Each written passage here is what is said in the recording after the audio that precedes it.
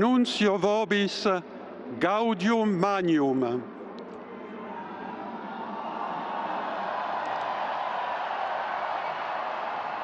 Habemus papam.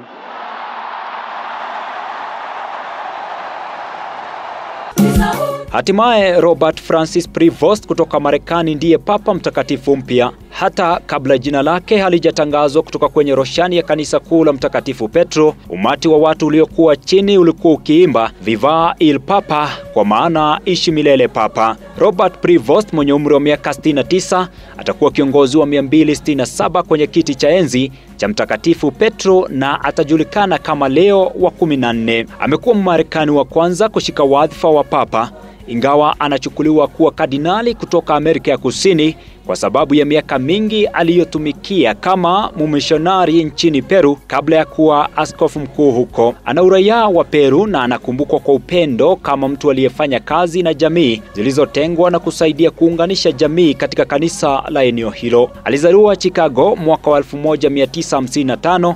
Prevost alihudumu kama kijana wa altar na aliwekwa wakfu kuwa padri mnamo mwaka wa 1982. Katika maneno yake ya kwanza kama papa, Leo wa 14 alizungumza kwa upendo kuhusu mtangulizi wake Francis. Aliwaambia umati uliokuwa ukisikiliza katika kanisa kuu la Mtakatifu Petro kwamba alikuwa mwanachama wa shirika la Agostino. Alikuwa na umri wa miaka 30 alipohamia Peru kama sehemu ya misheni ya Agostino. Papa Francis alimteua kuwa askofu wa Chilcayo nchini Peru mwaka mmoja baada ya kuwa papa. Anawajua vizuri makardinali kote ulimwenguni kwa sababu ya nafasi yake muhimu kama mkuu wa baraza la maaskofu. Kwa kuwa 80% ya makardinali walioshiriki mkutano mkuu waliteuliwa na Francis, haishangazi sana kwamba mtu kama Prevost alichaguliwa. Ataonekana kama mtu aliyeunga mkono kuendelea kwa mageuzi ya Francis katika kanisa Katoliki. Ingawa Mmarekani na atakuwa anafahamu kikamilifu mgawanyiko ndani ya kanisa Katoliki, historia yake ya Amerika ya Kusini pia